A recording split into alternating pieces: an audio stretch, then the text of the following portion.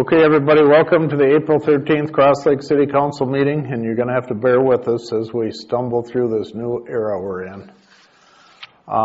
First off, I'm going to need approval of the additions to the agenda. We'll have to have a motion and a vote on that. I so move. John Andrews here.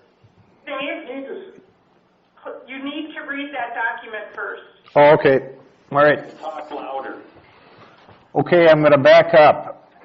We have got a COVID-19 letter that I got to read out here as to how we're going to operate these meetings. So as the mayor of the city of Cross Lake, I find as follows. The coronavirus, COVID-19, has been declared a health pandemic, and national state have been declared. On January 31st, 2020, the Secretary of the U.S. Health and Human Services declared a public health emergency into response to COVID-19. On March 11th, 2020, the World Health Organization recognized the global outbreak COVID-19 as a pandemic. On March 13th, 2020, President Donald J. Trump proclaimed the outbreak of COVID-19 in the United States a national emergency. On March 20th, 2020, Governor Timothy J. Walz issued Executive Order number 20-01 under Minnesota State Chapter 12, declaring the outbreak of COVID-19 in Minnesota a peacetime emergency. On March 16th, 2020, the Minnesota Executive Council extended Executive Order 20-01 for 30 days. On March 25th, 2020, Governor Timothy Walz issued Executive Order under Minnesota State Chapter 12, declaring a statewide shelter-in-place order. The Minnesota Department of Health has provided specific guidance encouraging postponement or cancellation of events that do not allow social distancing or at least 6 feet. Minnesota Statute Section 13D.021 authorizes cities to meet by telephone or electronic means if it is determined that meeting in person is not practical or prudent because of a health pandemic or an emergency declared under Minnesota Statute Chapter 12. Based on the above findings, I determine as follows. Due to the current pandemic and state of emergency, complying with the provisions of the Minnesota Statute Chapter 13D would threaten the health, safety, and welfare of city officials, city staff, and the public. Due to the current pandemic and state of emergency declared under Minnesota Statute Chapter 12, it is not practical or prudent for the City Council or City Commissions to conduct in-person meetings. Until further notice or until such time as the state of Minnesota determines to no longer be in a state of emergency, all meetings of City Council and Commissions governed by Minnesota Statute Section 13D shall be conducted by telephone or other electronic means. All meetings of the City Council and Commission shall comply with the requirements of Minnesota Statute Sections 13D.021. So there are the rules.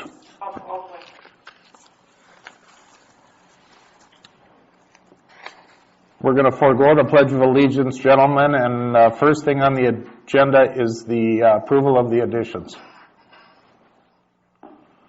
Can I have a motion? Motion. Shar, go ahead. To state your name, please. John Andrews, I move that we approve the additions to the agenda. Schrupp, second. Okay, we've got a motion and a second. Shar, do you want to take roll call? Yep. John Andrews. Aye. Aaron Herzog. Aye. Gary Heacock. Aye. Dave Schrupp. Aye. Dave Nevin. Aye. Motion carries. Okay, one more thing we have to do is when anybody that's on the phone speaks, they need to identify themselves, please, so we can try to make sense out of this.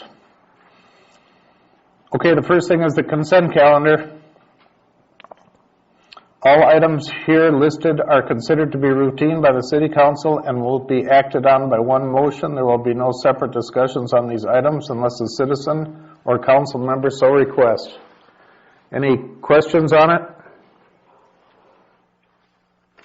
I move the consent agenda be approved as submitted. Is that you, Aaron? Yes, I'm sorry, yes. I second to approve. Okay, we've got a motion by Herzig, and I believe it's a second by Andrews. Go ahead, Shar, take a roll call. Dave Nevin, Yes.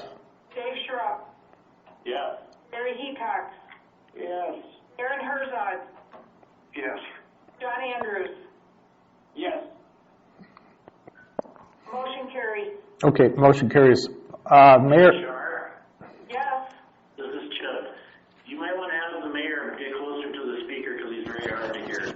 I gave that message to him. I'm in my office, I know. is this any better if I talk right into it?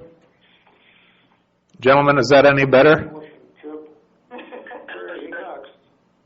I already put a complaint in.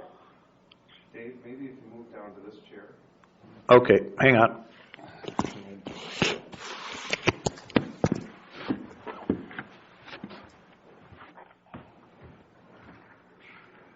And then he has that microphone, right? Talking the phone? Yeah, you can talk to the phone, but the microphone's there also, right? Yep. So what do you want me to talk to? Talking to the phone.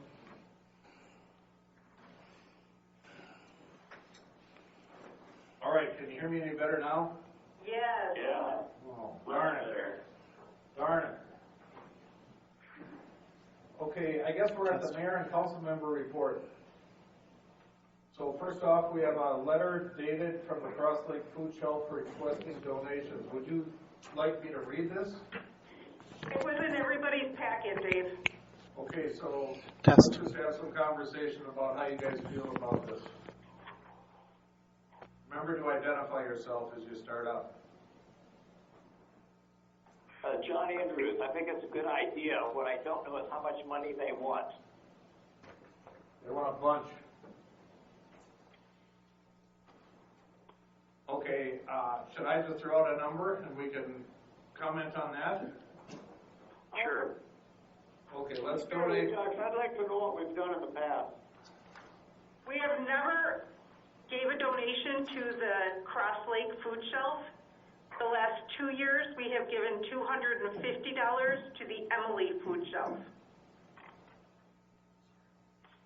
Okay, so I'm going to throw this out, if I can, just because of the state of condition we're all in. And I'm going to not make a motion for it, but I'm going to recommend that we donate $5,000 to it. Now let's have some conversation. Well, this is Aaron, and I think if you drop a zero, I'd be in the conversation. Otherwise, I'm probably not. Okay? John Andrews here, I would have thought 500 also.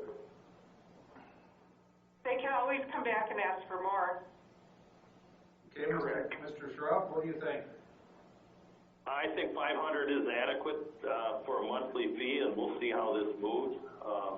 I think Mike's going to have to find the place in the budget that's going to pick us up $500. Is this $500 a month? That was my question, Gary, yes. I would, Is it? $500 a year. well, I would say we should do it by month and see how this month goes and see how next month goes. Think of which I would talking. say. Oh, okay. This is Gary Hecox. The Lions give them money every year, and they do one donation, and that's the way they like it. I know that for a fact, and it's the money that we're giving here and what you're talking about giving is more than what the Lions are giving. So I would not vote for $500 a month. Okay, I just want to remind you that, we've got a little different circumstances right now going on, and there's a lot of people that are sitting home. If that, John Andrews asking Gary Hecox, how much would you be for? Well, $500 a year is fine. Right, that's what I understood as a one-time contribution. Right. And this is Aaron, and I agree with Gary and John. Okay, Mr. Schrupp, where are you? I'm okay with a one-time 500 right now and look at it next month. Okay, can I get a motion from one of you? Schrock, so move. John Andrews, second. Okay, we got a motion by Schrupp and a second by Andrews, I believe, Sharp. Yes. Hold it. Could you reiterate what the motion is because of the... A $500 donation annually to the Cross Lake Food Shelf. Okay. Aaron Herzog says yes. John Andrews. Yes. Dave Nevin. Yes. Dave Schrupp. Yes. Barry Heacock. Yes. Motion carries. Mayor, can I ask a question? Certainly. Because everything is going to be pretty discombobbled, I think, here tonight, we need to make sure exactly what we're voting on and state it clearly so we understand the motions, okay? Okay, well, if you got any questions, bring them up. I will. We'll try to do that. Okay, next is an update on the new City Hall project. And I guess I haven't got anything really rehearsed for this, but I think tomorrow they may have the sewer line run up to Brook Street and finished, ready to start surfacing that road. They're all painted inside, they're trimming out the doors. I mean, it seems to be coming along quite nicely.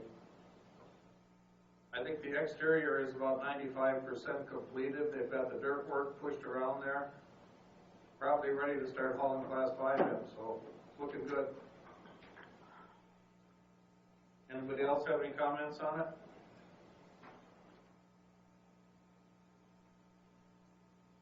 It might be a time here soon to have quick, short tour of it for just like 2 people at a time. Sure, yeah, I'll do that anytime. Anybody wants to go, if you want to call me, we can go, or go stop yourself. Okay? I can take them over too. I got it. Yeah, or Eric, Chief Lee would take them over too, so whatever you want to do. Okay. Okay, So this is Mike. Let's go back to item 2 under the mayor's report. Yep, under update on the City Hall project. Item A is an update of direct link on minutes and agenda page of city website to City of Cross Lake's YouTube channel.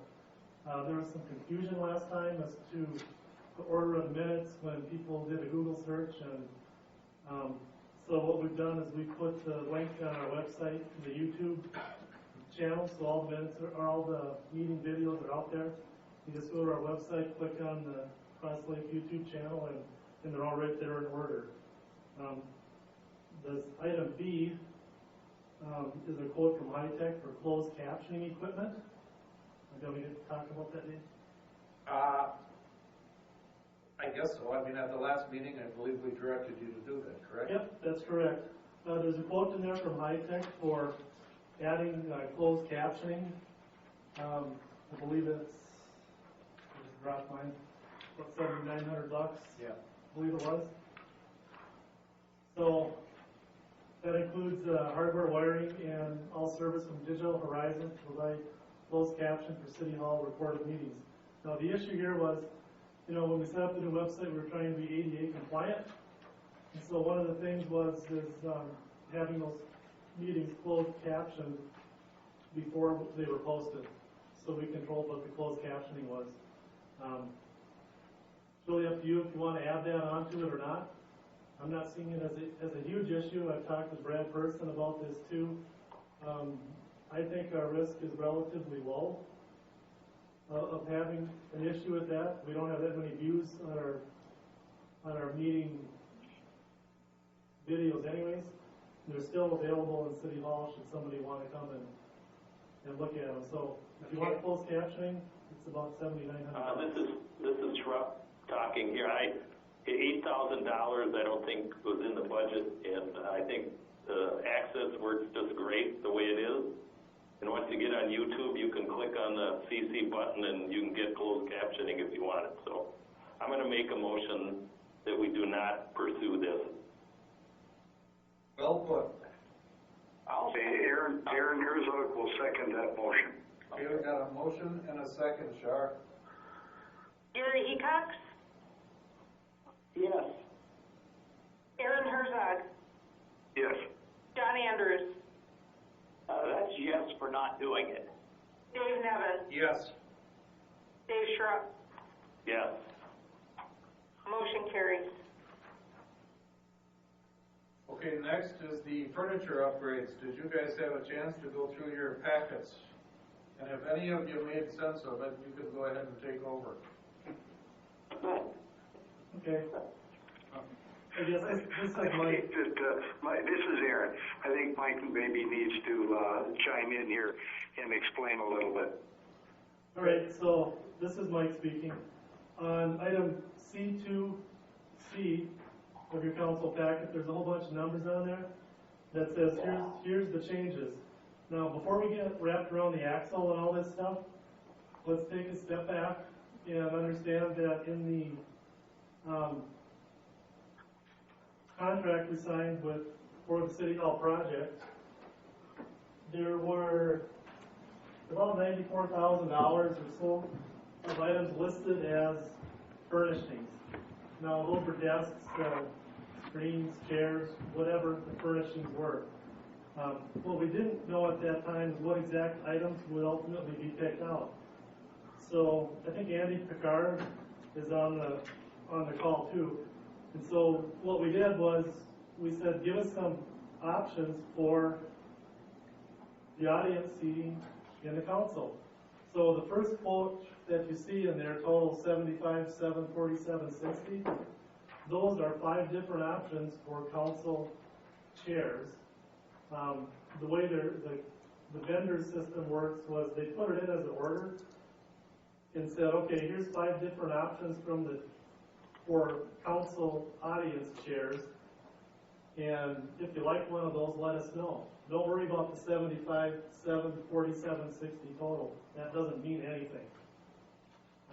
Those are different options for chairs for the council audience. If you look at the details, everything says color to be determined, frame, light finish to be determined, light option to be determined, etc. And the quantity in all cases is 106 chairs. So those are just options for chairs for staff to consider and request. If you move on to the quotation from all seating, you'll see 2 chairs there. Those are task chairs for desks and meeting rooms, and the taller chairs where you see 5, those are chairs for the council members themselves at in the new council chambers. The reason we need new chairs for the council chambers is because you remember the decision was made to have a higher council desk, if you will, or a counter higher desk, about 42 inches or so, Dave. That's why you need taller chairs for the council members. So the chairs that we have in our existing council chairs won't serve that purpose. So when you go to the next item in there, where it says City of Cross Lake, New City Hall Option 2, you'll see about $56,000 in there of stuff. Now what that is those are listed, my understanding is by each room in City Hall, the stuff that would go in those rooms. So at this point, the city's not ready to make a decision tonight to say, Andy at High Tech, here's the things that we want, go order them. What we do need to do is complete the circle with High Tech and say, okay, for the items that were selected or that you got in here, how do these fit in to the overall project? Meaning, I'm not going to get too concerned about an item not matching identically up with the $94,000 line item, because there may have been changes since that was done. So the idea here is to look at these options, have staff look at them, work with Andy, and then come back to the council and say, yep, this is what staff wants and it works for us, and here's how it fits or doesn't fit in the budget, or work hand in hand with Gordian and High Tech to say, we need a different solution, what can you come up with? So that's it in a nutshell where we're at with the process of picking this stuff out. Some things we know, some things we don't. We just need to complete the circle on that. Andy from High Tech, if you're on, does that pretty much capture it? Yeah, this is Andy Pickard with High Tech. Yeah, you did a great job explaining it, Mike. That's very accurate to what you're saying. You know, we need to know which selections on the chairs that we want to proceed with. You know, one thing, we are a little bit against the clock as far as ordering the furniture to get it here on time. You know, so we will need to make those selections sooner rather than later. So that's all I have to say, but other than, you know, we'll be in close contact tomorrow to try to say, you know, the $56,000 in here is gonna do it, and that's less than what the quote was, or what are all the items that we need versus what's in the work order. We just need to reconcile that in total and figure out what's gonna work and if it will work, right? So, Andy, what was your allowance in the bid? 94, is that correct? As far as furniture goes, no, we weren't at 94. That also includes casework and some other items, I believe. I want to say we were closer to 45 on the total.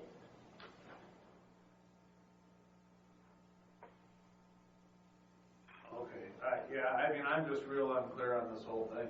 Yeah, and that's where I was talking earlier, you know, we've got, this is Mike again, we had for furnishings, which included that casework, was 94,305.31. This most recent piece of information where you have all the individual items listed is, you know, here's the things that would go in those rooms, is about $56,000. So that's what we need to reconcile, is are there changes that can be made to that to keep us within that budget? This is Schrupp talking. Oh, Dave Schrupp talking. I was wondering, do we know, Andy, you mentioned 45,000. Do you know what is in the 45,000? What desk years? Is that something you could work with Mike on to figure out what it is? Yeah, definitely. You know, that's part of what, you know, us sending that quote, you know, we want to be very transparent with everything we're doing. So, yeah, we can definitely get the old quote back out and compare and contrast of, you know, how we got here and what we're trying to include or not include. Okay, and you can work with Mike on that to figure out what's going on. Mike, you'll come back to the council with your findings then next, as soon as you can. Yeah, we'll have it as soon as possible. But, you know, that's another month out, Dave. Well, no, I'm thinking if it helps to keep it on schedule, that we would have a special meeting, Yeah. given the circumstances. John Andrews here. I just had a question, like for the police department chairs, to go to the heavy-duty chairs, it seemed like a lot of money to go to the 9 heavy-duty chairs, like $500 each or something. It just hit me as a lot of shell. So John, Andy Pickard here again with High Tech. Those chairs were wider chairs to accommodate the police department's belt buckles and equipment on that side of it. So the width is what was driving that one. Okay, thank you. And let me ask a question to Mike Linus and Char. Is there any way we could use any of the current chairs that we have at City Council till we moved in and then found out what we need to do for chairs? Yeah, that's what we need to take a look at. Right. No, we have. The Schrupp talking. I think what Mike's trying to do, and I think I commend him on it, is we need to hold a budget. I'll vote for that. This is Aaron, and I agree with what Dave Schrupp just said. So however you get through this, just come back to us and let us know, because it is confusing because there's a lot of different items that we don't know where they go into top drop it all off, we're talking over the phone, and you just can't do it. So I think it's best if you, work out something for this, that would make most people happy. If there's used stuff we can use, fine. Find out, you know, what was included, and if it's acceptable. If it isn't, then maybe we use what we have, but come back with some explanation to us. So The bottom line of it, Aaron, and keep in mind, we can all, as part of our budgeting process moving forward, we can put in, you know, $5,000-$10,000, whatever, 20 a year, and spread that out over a period of 3 years. And 45 or 50,000 over 3 years is not as difficult for everybody to swallow. So kind of keep that in the back of your minds as well, from my perspective. so Dave Schrupp, the bottom line of what you're saying is you're instructing them to hold the budget and make adjustments to do so. I think that's kind of what I heard you. that's what I prefer. Thank you. Yeah, we can do that. Thank you. And let's probably circle the wagons right before you do the final order. Yeah, absolutely. So, okay, anything else on that? No?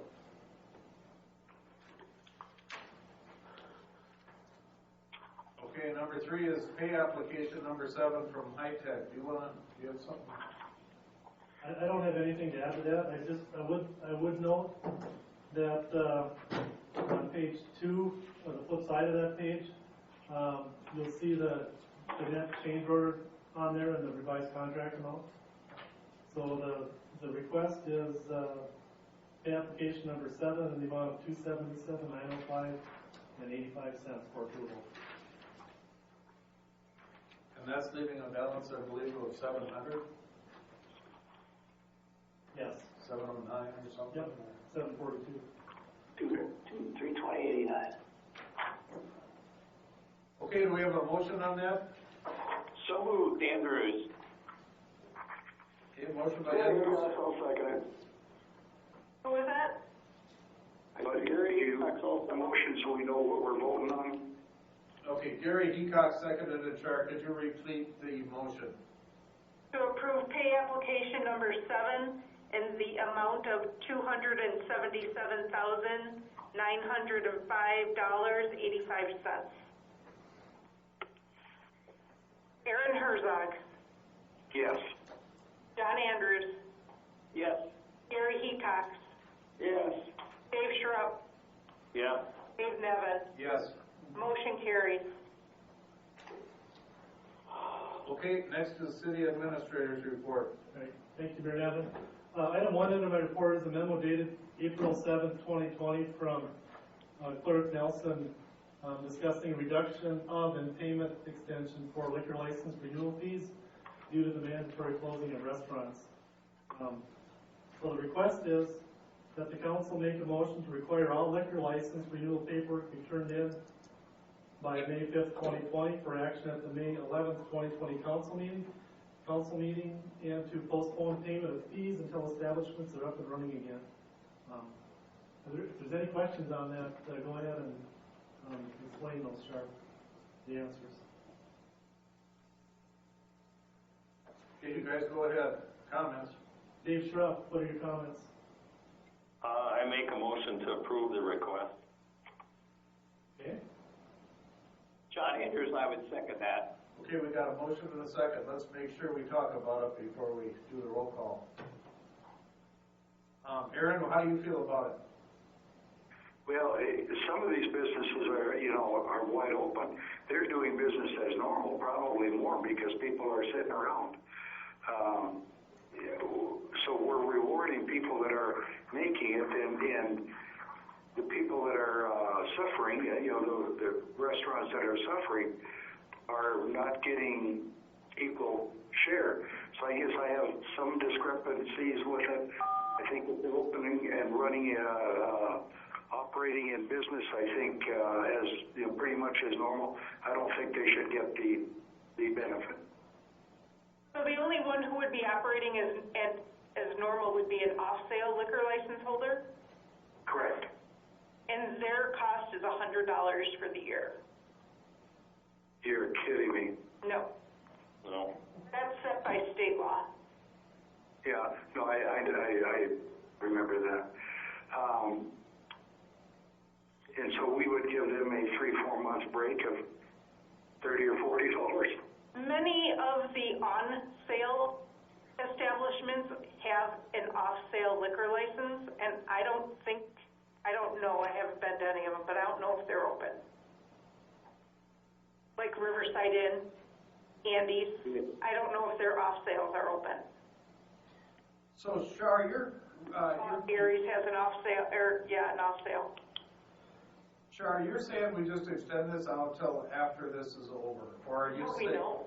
Till we know, but I mean, are you saying 4 months, or are you saying until it's done, or? And you guys should talk about it, but I just want to make sure their paperwork is due and not have any fees due in May.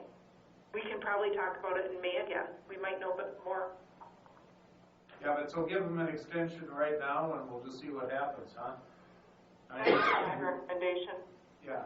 Make sure they get their applications in to Shar. Right, that's the main thing. Okay. So I think we need to restate the motion, am I right? No? Char, this is Dave Schrupp. I have a question. When does the current liquor license on sale expire? June 30th. June 30th. Okay. So we're asking for renewal paperwork, but giving them, they've paid their annual fee, don't they? They pay monthly or annually for their whole license? They pay annually, and that is, So they're covered for June 30th right now. right. So from today, so we may owe them or let them go for a few months with no payment to make up for the months that they paid and could not open. Right. Okay. But I think by June, they have to have their license in place. Am I correct? Or Right. they can't business Right. at all? Right. Liquor business. So they need to make it current, but what we're saying is that we're going to look back, and if there's months that they were told to shut down, that we will give them a credit moving forward from June 1 or June 30th. Right. I don't think we need to determine that yet tonight. No, we don't know. Like you said, we don't know when this is all going to unfold. Yeah. So tonight is strictly allow the delay in payment, which would go beyond June 1st, possibly. Yeah.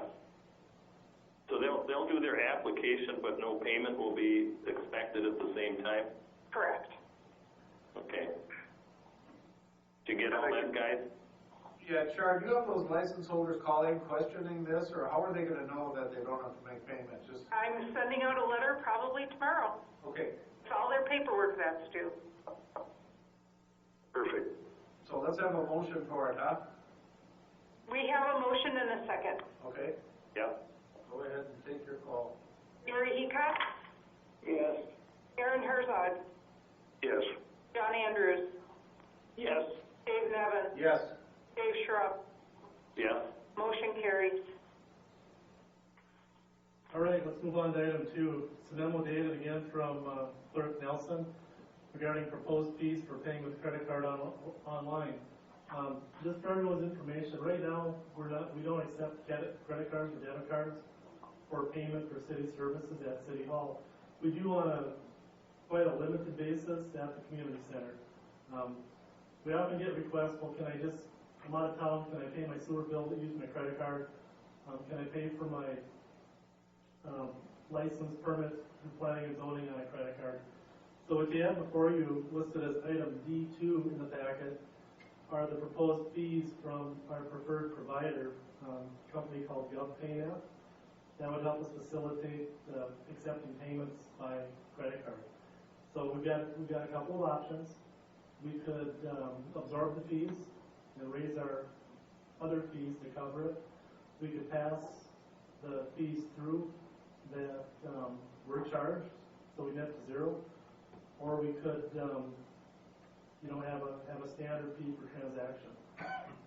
The idea here is to help facilitate payment, easier for the people that choose it. Right now, somebody comes in and wants to pay for their building permit. We either take a personal check from them, we send them down to the cash machine and make them withdraw cash from their account. So that's what we do right now. What do you? Schrupp asking a question here. So you have from GovPayNet, you have two options. And I guess the question, there actually is a third option, which is what people are doing now. I guess, not exactly. They'll have choices, three choices: pay as they have been, or charge it. Correct. Yeah, they could use cash or credit, and they can always do that. Or if they want to use a credit card, these would be the options. Okay. Yeah.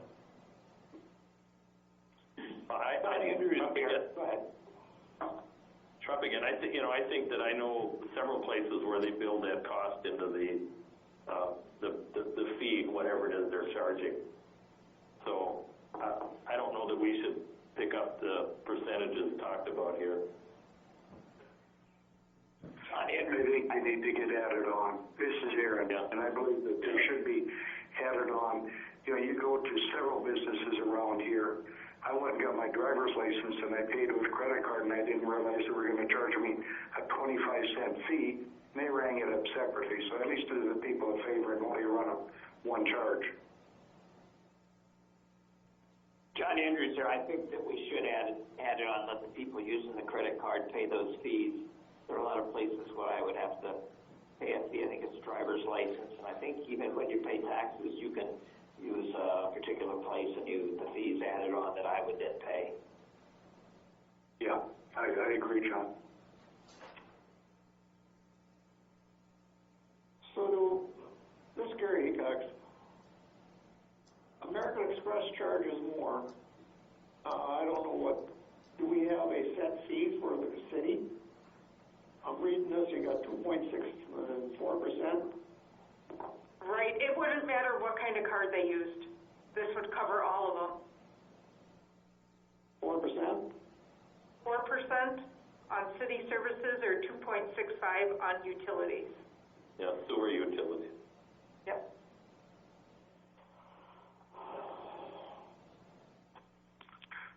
This is Aaron Deschard. Can they, like for utilities, if they're paying a water bill, can they just put a credit card on file and just have it billed to the credit card? I don't know. Okay. Right now, how we handle electronic payments like that, Aaron, is we have them set up where we use an ACH direct right out of their checking account. So we already do that now. This is just for those instances where someone goes, oh shoot, I'm not home, I don't want to get a late fee, can I use my credit card to pay because I'm not in the city to stop by like I normally do. Yeah. So they've got, John Andrews here with a question for Mike. If somebody does ACH out of their checking account, is there any extra cost to the city or to the person? There's no extra cost to us. There may be on the individual part, depending on their own banking relationship. Not right now, Mike, with Franzen withdrawing it from their accounts. We don't have any fees. Yeah. Thank you.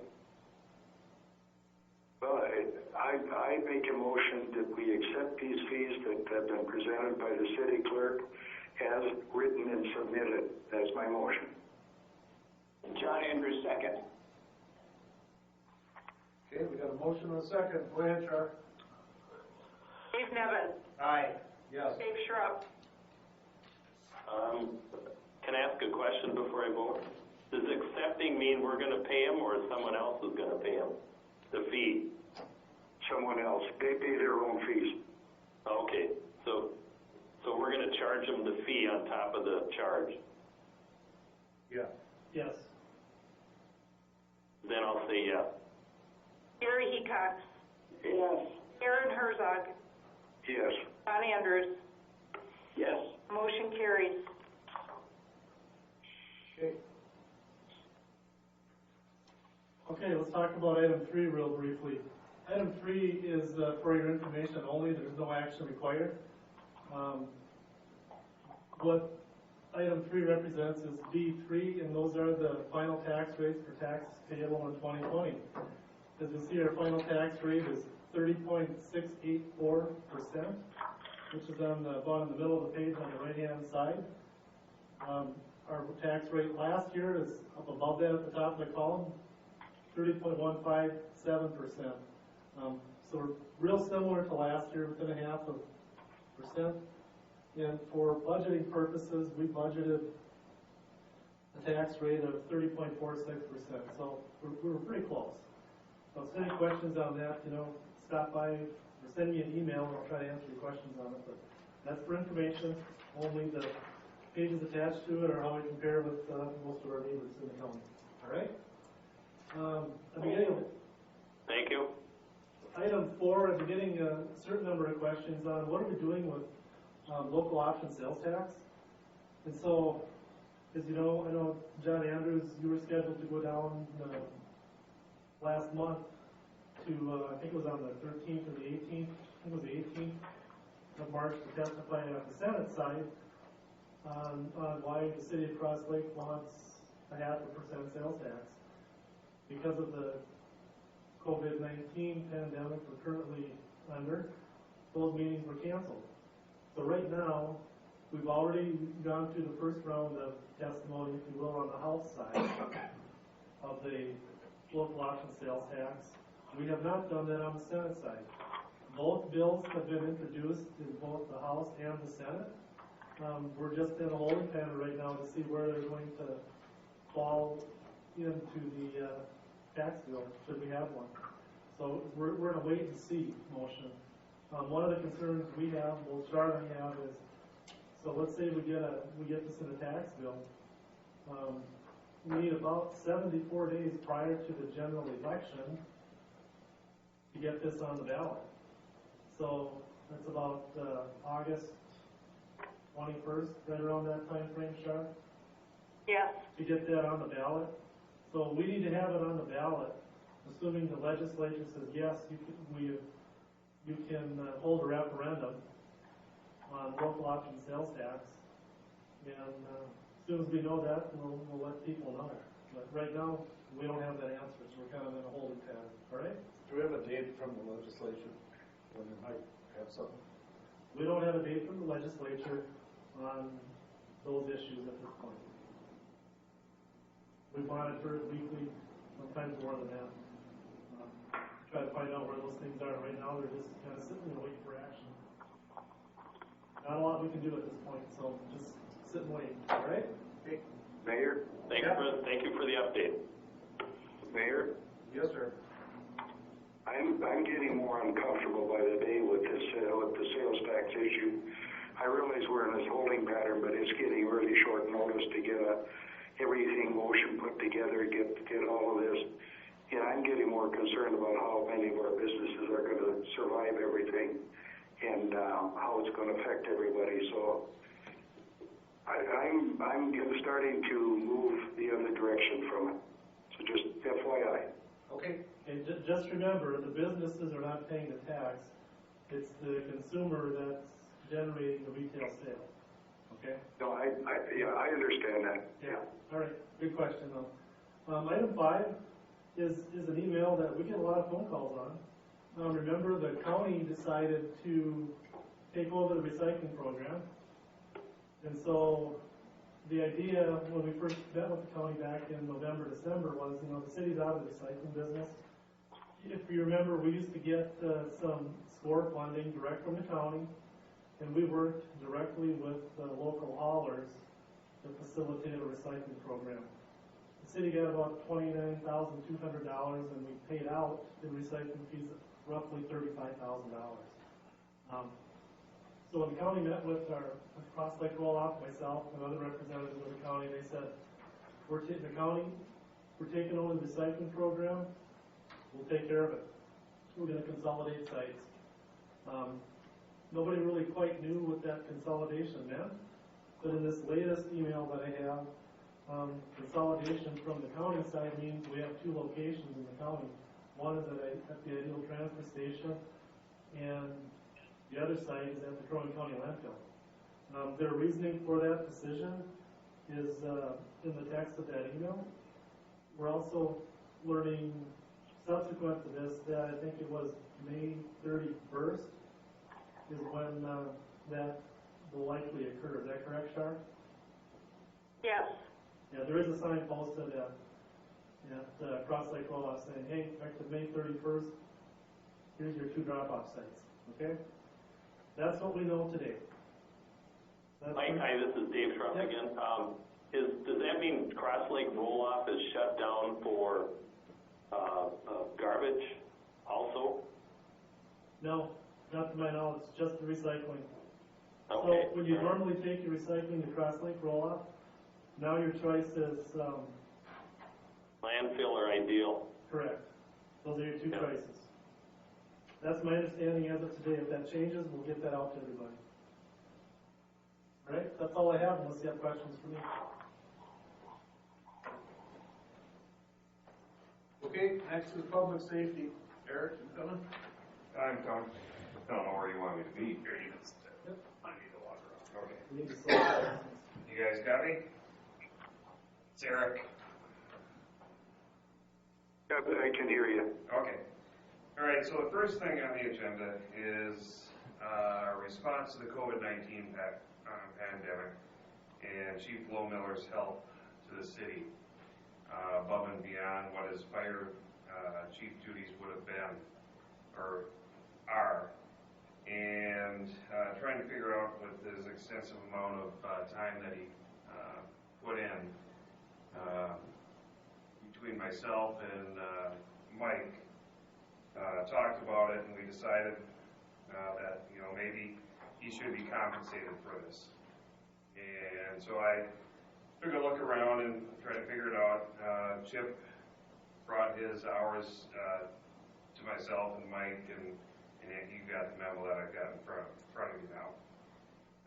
Like I said, you know, Chip's help has been great, and it's going to help us serve, you know, in the future, because one of the things that I'm kind of wondering about is if we're not going to see something like this again. Now we'll be a little bit more prepared with his help. So what I'm recommending right now is $30 an hour, and I believe he had 90.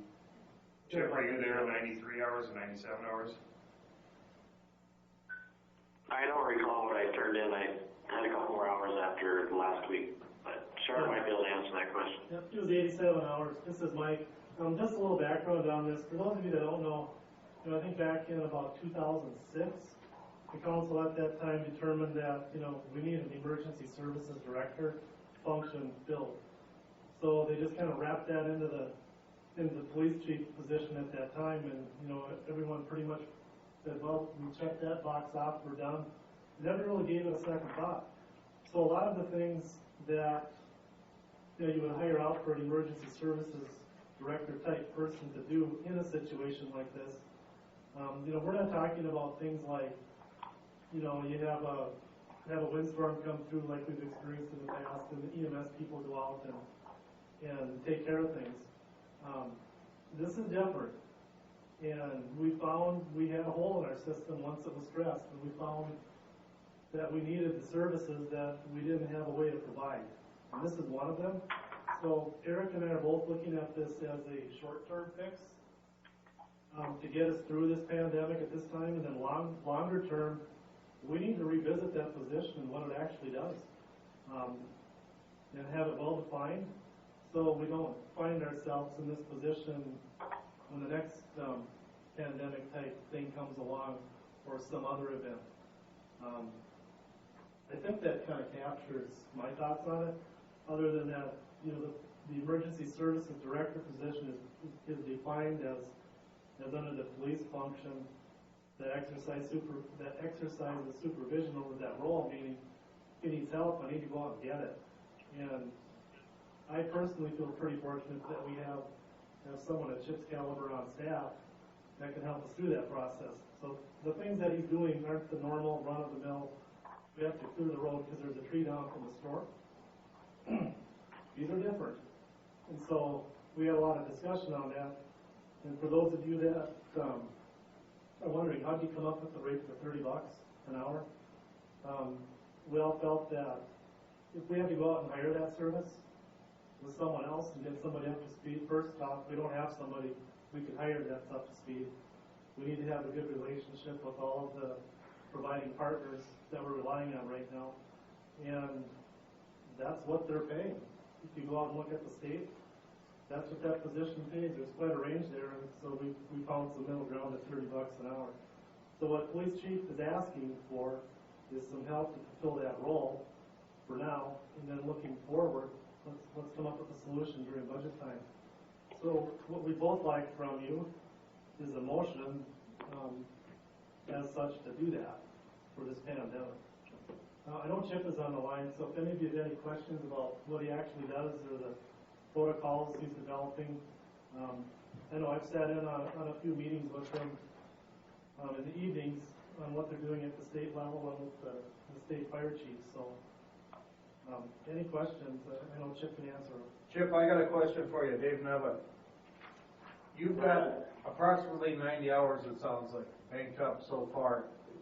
Where is it going to go, though? I mean, you're not done, I don't imagine. Right? Well, moving forward, we got our policies in place. We've made a couple of adjustments through what we've heard from North. They're taking their protocols and adjusting ours, and through the city and the fire department. I don't really see the big bulk hours like I had early on because we had to create these policies and procedures for both the city and the fire department, police department. Moving forward, it's going to be probably just 2 hours here, 3 hours there, none of the 10 or 12, just because we had to create that because we didn't have anything in place. Moving forward, at that time in early March, I think just from here on out, I think it's just going to be a couple hours here and there. So I think it was just more of the initial establishment of our protocols and our policies that needed to be created. So I'm kind of hearing this is kind of a one-time deal. Yeah, I mean, I think moving forward, maybe 20 hours, maybe a month, maybe, depending on where this goes, though. Because I mean, if it gets bad, they're looking at that curve still. If it's bad, there might have to be some other adjustments. But I think we have everything in place, though, to move forward if we have that challenge. How would it, Chip, this is Aaron. How would it work if we approved a set number of hours through this month, and then we revisit it again in May? That's fine. I mean, sometimes you can't really set the hours going into the future because we don't know what the future holds. But whatever works for you all. Aaron, this is Eric. I would agree with Chip. We don't know what's going to come our way, so I don't want to put a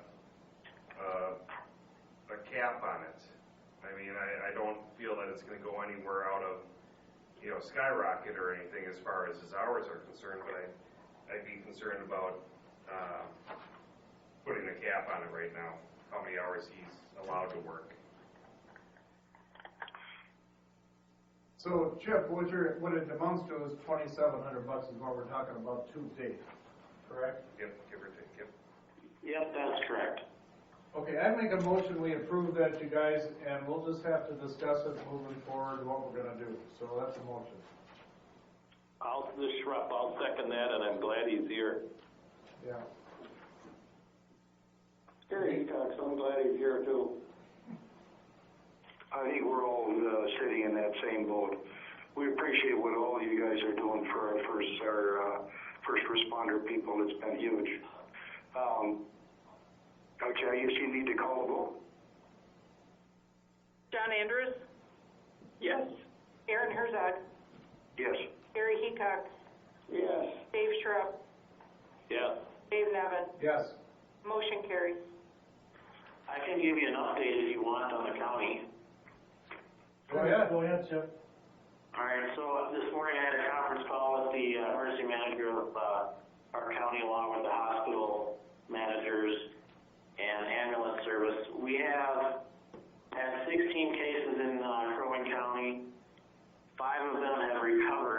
So right now we have a total of 11. However, many of us think that you could multiply that by 20 to 50 because a lot of cases are unknown. A lot of the hospitals and ambulance services are down 40 to 60% in call volume and bed availability. So they're actually laying off people, which is kind of strange. But they don't have the volume or the beds being occupied. So there's not very many people at the hospital at this time.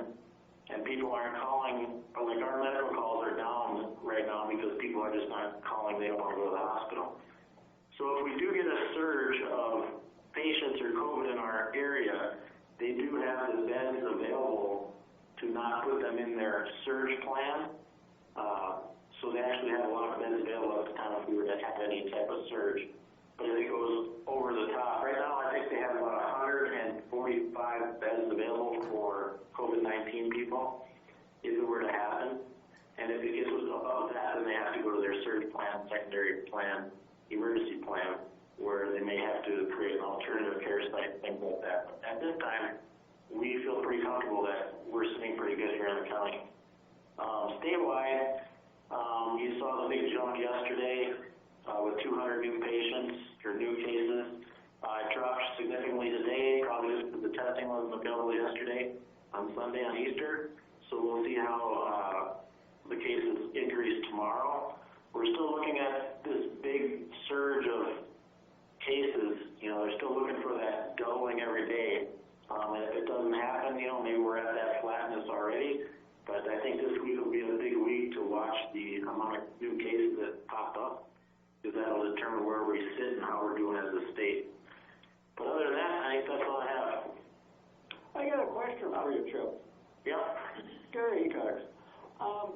If a person from Aiken County goes to a hospital, say in Brainerd, is that case recorded as a Crow Wing County or an Aiken County? If they stay here for a period of time, and then, for example, the Teen Challenge case, the patient that had COVID-19 at Teen Challenge came from Duluth. And so he was a St. Louis County patient, COVID patient that came to Crow Wing County. They had it in St. Louis, they didn't transfer it over to Crow Wing County until it was found that he had it and had to go to the hospital. So there is a lot of documentation errors right now and a lot of communication errors between MDH, Minnesota Department of Health, and emergency managers and the county health administrators, and that's one of the problems we're seeing right now in the state because the communication is not as good as it could be. Plus, it takes 4 to 5 days to get results back when you get tested. They are doing the 2-hour test in the cities right now, but any testing up here right now has to go down to the Mayo Clinic, which takes 4 to 5 days. So there is a problem, there's a wait time, and then if it does come back positive, now you have to go back and track who that person was in contact with, and then they have to get tested. But they're not testing everybody, that's one thing you have to remember. If you have the symptoms and you're not struggling, they send you home without getting tested. So there's a lot of people out there that may have it that aren't getting tested. Chip, John Andrews with a question. Yeah. Anecdotally talking to your colleagues, any info on why we're still getting cases if everybody's been self-isolated? If you look at the state website, it's pretty much equal across the board from community, getting it when you're on the community, travel, cruises, direct contact. So there's a lot of variables in there. So it's not just one item that's sticking out that is causing the continuous passing of the virus. So there's How about for Crow Wing? Any specific info? Oh, Crow Wing, basically it's that delay in finding out if somebody had it. So the Teen Challenge ended up affecting a couple people at that site, and then there was a couple over in Crosby. And then you had the people at Pequot, they were traveling, but they didn't affect anybody else. And then you got all the people come from the cities that don't know they have it, and they come up here and go to the cabin or whatever they do. But I think we're doing pretty good compared to some of the other counties. We don't have the increase like everybody else. If you look over at Duluth, how they've increased over the last week, they're up to like 40 or 60 cases now. Wasn't some of theirs due to a assisted care living place? Yeah, down in the cities, a lot of the assisted, the one in Duluth is the assisted living. So I know ours here in Cross Lake, I know the new building over there, next to Rafferty's, they shut their doors before the governor shut down the state. So they were actually closed. I'm not sure what our other ones are doing at this time, but I know fire department's not going to any calls for Golden Horizons. I know the police department is still responding. But that is one of the things. They're trying to quarantine those, trying to keep people from coming in and out of those buildings just to make sure that those people with underlying health conditions are not affected. Chip, one last question. For the number of beds you said were available, what hospitals would that include? Which hospitals included? Crosby and Essentia, St. Joe. So what St. Joe did is they moved all their cancer patients to BMC over in Brainerd, and that cleared up a whole floor of beds for, if we get this surge. And then they also have a second floor. They moved and arranged that so they could quarantine off half of that floor. So that's why we're getting all the bed space, plus the fact that they're down 40 to 60% of beds on because they're not doing the surgeries and some of those types of things. Thank you. Chip, I've got an off-topic. Thank you, Chip. Yeah. Chip? Yeah. Dave Nevin, I got another subject for you. Could you give us a little update on the planning of the fire hall here? What's going on with it? Yeah, we've finalized the plans. We're pretty darn close. And they're going to start putting it out for bid for the areas that are needed to bid. And then actually tomorrow, we're bringing in some of the subcontractors, in small groups, and they got to do their decon before they come in and all that stuff and wear masks. But they have a couple of subcontractors that need to look at a couple things before they submit their quotes. And then we're going to move forward with, is Andy still on the phone? If he is, he can maybe talk about more. But we're getting close. The drawings are good. We got to finalize a couple things with the hose tower, and then basically the floor plan's done. Has there been any budget conversation or anything, or are you just going with the plan? Not as of yet. We didn't go ahead with that drive-through fifth stall. We only made it a half stall, so that's going to save us a lot of money when they start putting it out for bid, so we don't have to move all that power. So I guess when they put all the bids out, we'll find out where they're at with their budget. Okay, thanks. Mm-hmm. Oh, and by the way, if you take all that furniture away from me, then I'm going to have to buy furniture. We will bring that up on the September meeting. I have a bad connection, a really bad one here. So noted. We can hear you just fine. All right, thank you, gentlemen. Recycle lawn chairs. Exactly. I'm looking for him for Chip. All right, this is Eric Lee again. Hey, with all this stuff that we've got going on, we still have some normal business that we have to handle, and some of that is getting some new equipment. So in the next memo from me, you'll see that we need to update the server for the squad car and body camera video. The total cost of the project is $12,940, but included in this is our video will now be stored in the cloud rather than on site, and which has been somewhat of an issue as far as the amount and having to buy other equipment to store that video. And we do have a retention policy that we have to keep the video for so long before we can delete it and move on in open space. So that's one of the issues in going to the cloud. The other thing that going to the cloud allows us to just direct it to the video toward someone within the county attorney's office, and that gives them rights to share the video with a defense attorney or something to that effect. Right now, every time we bring video down, we're putting it on a thumb drive, and bringing it down, so that gets kind of expensive. So basically, this project is getting a new server. It's a cloud, and the system set up, the testing, the training, and a 5-year warranty on the server. So it's plug and play, so whether or not we put it in the existing building,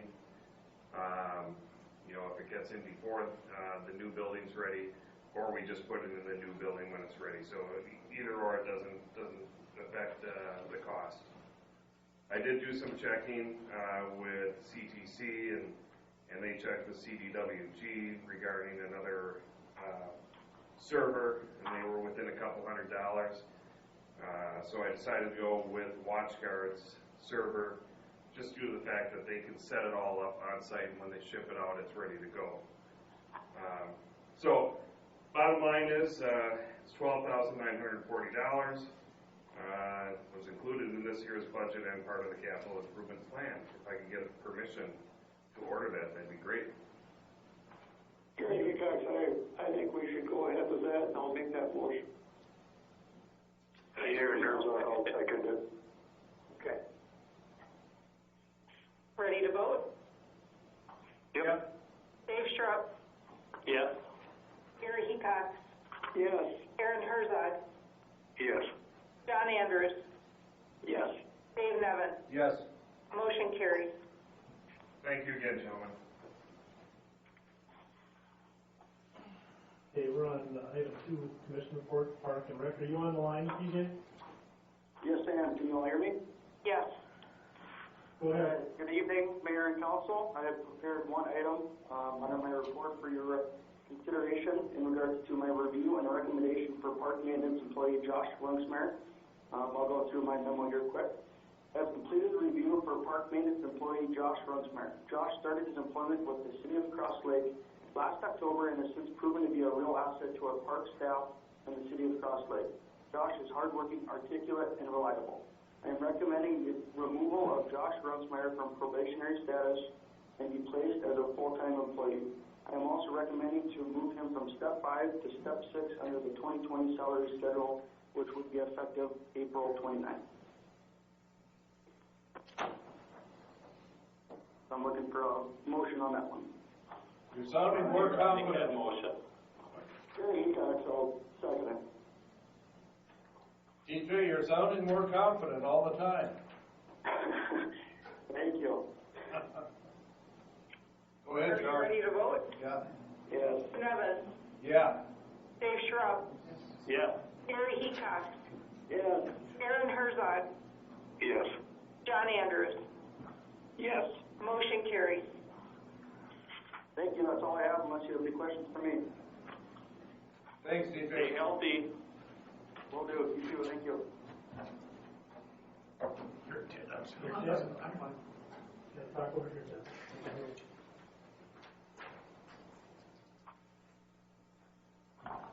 Hello, it's Ted here. Hey there, Ted. Hi, Ted. Hi, Ted. Everybody sounds good. What I've got in front of you is to replace a tractor in our current fleet. Today we have a 2012 Cat Challenger, and we went to John Deere, and they offered us $30,000 trade-in. We had $50,000 budgeted to purchase the new sweeper, and what we're going to do is we're going to switch the sweeper and the tractor around in our capital improvements schedule. And so I would like permission to purchase for $39,958.75. Basically it's a 60 horsepower tractor. Schrupp here, Ted. Yep. Question I have is, don't you want a cab on one of these? It does have a cab. It just doesn't. I didn't have a picture of it like that. Okay, so it is enclosed for winter use? It is enclosed. It has a full cab with heat and air conditioning. Good. Perfect.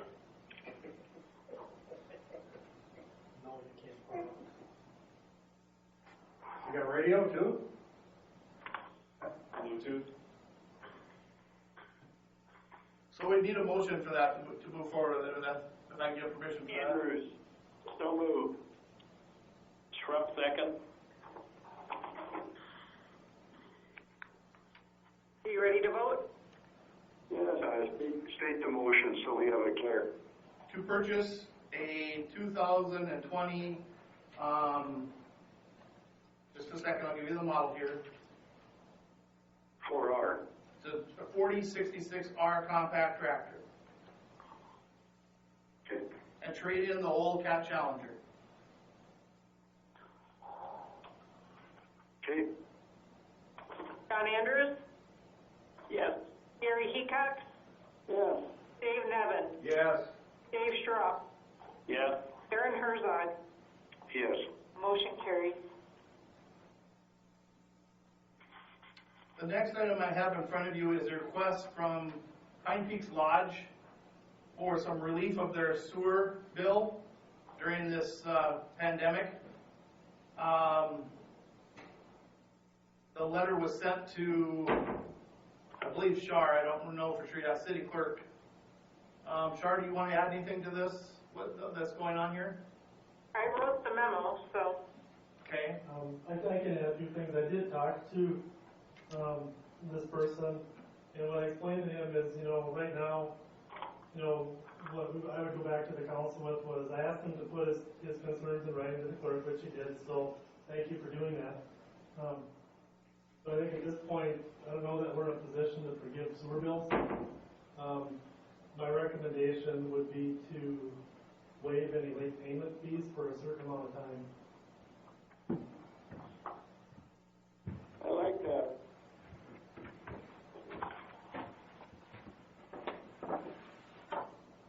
No relief Yeah, at I all. agree with, this is Aaron, and I agree with Gary. Well, the relief provided would be to not charge a late fee for late payment and work with them. No, I get it, people are hurting and, they need relief.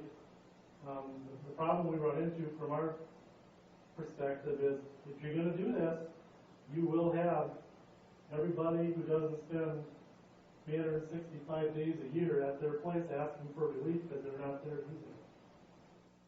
So, I think for now,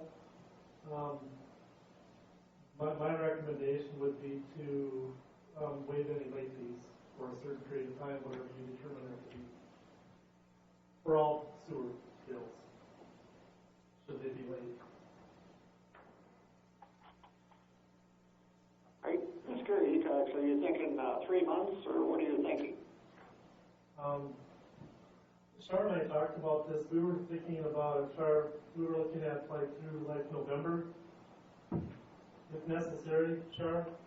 Right, November 15th maybe, because that's when we would have to certify it to the county. If they were unpaid. Why wouldn't we take it 2 months at a time and revisit it though? I mean, would that be? Well, I think even if we open Cross Lake back up, it's going to take a while for them to get their revenue back up. It's going to take more than 2 months. I get it, but I mean, we could revisit it in 2 months. Sure, then. whatever you want to do. I just think we're going out 6 months or something by doing that.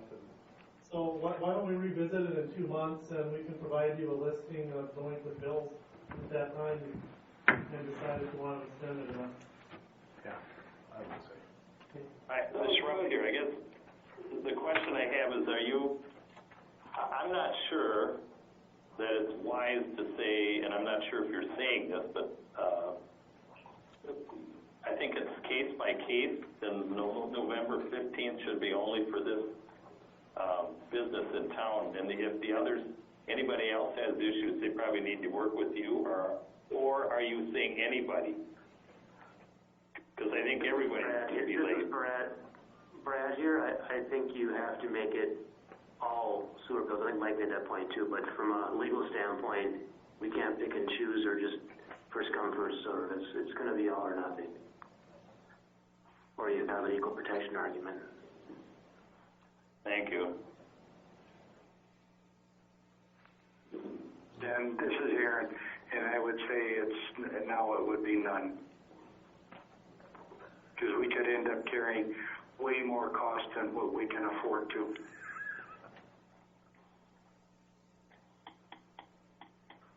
All right, I think we're ready for a vote, Char. Well, I need a motion. Okay, so let me help you with the motion. Your motion could be to go to November 15th for late fees, waive late fees through November 15th, or you could go for 2 months from now and revisit it at that point. So I'll make a motion to go till June 15th and revisit it, waiving the late fees. Did everyone hear Dave's motion? Yes. Okay. Yes, and I will second that motion. Here, Shrub, question here. When are they due each month? The 15th. So So you're gonna waive May and June. With late fees.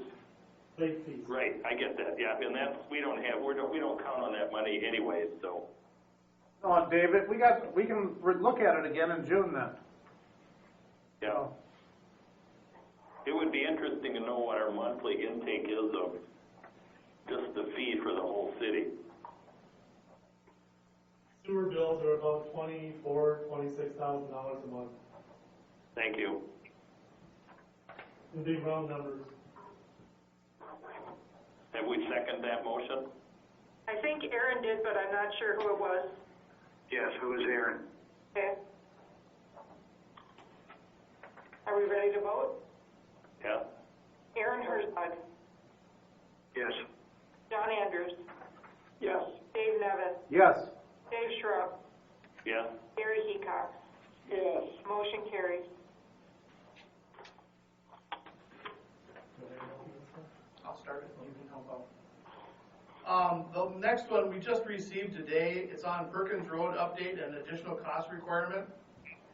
The project right now is out for bids, and bids are gonna be open here at 11 a.m. on Thursday, the 23rd. 23rd. Okay. There's a couple milestones in there. Project clearing and grubbing, June 1 of 2020. And then the blacktopping by August 7th of 2020. The problem we've run into, this has been a very lengthy and project, and lots of meetings with the property owners, back and forth, re-engineering of the project. And essentially what has happened is WSN has used up all the money that was given to them to do this project. So we're short to complete the project about $30,000, so they're asking for an increase in the budget to complete Perkins Road project of $30,000 is what it comes down to. The other thing is that you guys were talking about a special meeting. Dave was wondering that once he has the bids in his hand and he has a couple days to review them, if we could have a special meeting to give the contractor as much time as we could with the date of June 1 to do the clearing and grubbing and have that completed. So that's another thing that we will be talking to the mayor and seeing if we can get set up here. So. Shrub here, I agree that this has been a lengthy project, and I don't think without Dave's help we'd get to the end. And I'll make a motion that we approve this added request of $30,000. So that's just engineering?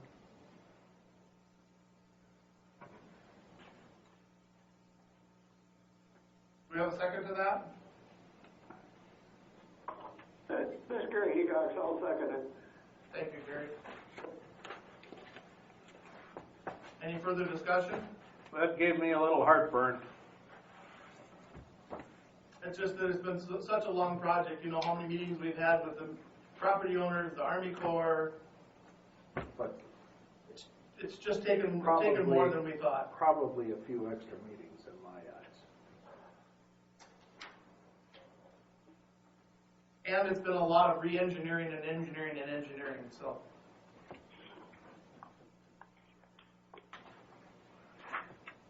This is Dave Reese. I'm on the line, so if you have any questions. Did I explain it well, Dave? Yep, I think he did a good job. It's, I don't know what more to say. It's been, a lot of options trying to evaluate to meet folks' approval out there, evaluating the Corps' option, which turned out not to be an option really to go that route, and redesigning things. So it's got a lot of complexities to it, even just laying out the completion dates so that it gives people time to get their accesses extended and the coordination involved with that. So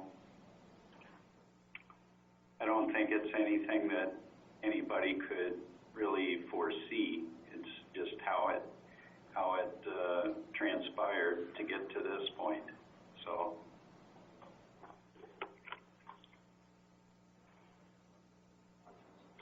Brad Person here. I mean, one good thing we have on this project, unlike some other ones, is a much higher percentage of the neighbors paying versus the city, which helps. Based on that, I'll second it. This is Aaron. We already have a second? You did? Yes, Okay. I missed it. I'm sorry. that's all right. Are you guys ready to vote? Sure. Dave Nevin, All right. Dave Schrupp, Yes? Gary Heacock, Yes. Aaron Herzog, Yes. John Andrews. Yes. Motion carries. Thank you. Okay, Dave asked me to help finish this meeting up, so we're at city attorney report. Brad, is there any report? No. Okay, under new business, I've got a couple items, unless anyone else has a couple items, I'll let them go first. The Schrupp here, I was just wondering, I assume with all these financial changes that you're going to be able to look at refiguring our budget at some point? Yes. Thanks. Okay, so unless there's something else, I'll go through the other items. When we started this meeting, we'd asked for comments, if there were any comments or questions during the meeting from those listening, to submit them to the clerk. We have two. The first one concerns additions to the agenda. It's from a Marcia, no last name given. The additions looks like the additions were approved after the comment came in, so for the benefit of all, I'll read what those additions were. There was one addition to the consent calendar under item B. It was item 5, revised special council meeting minutes of March 24th, 2020. And the other item under additions to the agenda was a memo dated April 13th from Widseth regarding Perkins Road project update and additional cost requests. So those. And Mike, we also had additional bills for approval. And I'm sorry, there were 3 items, and we had additional bills for approval, like we do at every meeting. So those were the additions. Thank you, Shar. And Mike, just so they know that the packet of additions is on our website. They can see those documents too. Okay, perfect. Anything else? No, sorry. No, that's fine. Thank you. The second one was from PJ Graves. And it's a comment that I'll read for to all of you. It says, Mayor, City Council members, and those listening to this meeting, I wish to thank all of the council members and residents of Cross Lake who signed the petition to allow dock installers to put docks in during this shelter in place. Over 9,000 signatures are on the petition. Secondly, I wish to acknowledge the work that was completed on the Pine River Fish Passage. The 5-stage ripple dam that replaces a 50-year-old rock dam is gorgeous and functional. I'll ask after this meeting for Shar to post the site where we can find the pictures. There's a lengthy website here. Thank to all of you who supported the project and the state for funding. Fish will be able to swim upstream, and the Corps of Engineers Dam across Lake and the Big Pine Lake level will stabilize. Pam Graves. Thank you, Pam. That's all I have, unless you have questions for me. No comments? Do we have a motion to adjourn? How about any old business first? None requested, go ahead, Dave, time to adjourn. Okay, motion to adjourn? So moved, Andrews. Second, Herzog. Motion and a second. Shar, you gonna roll call that? Yes. All right. Dave Nevin. Yes. Truck. Yes? Peacock. Yes. Herzog. Yes. Andrews. Yes. We're adjourned.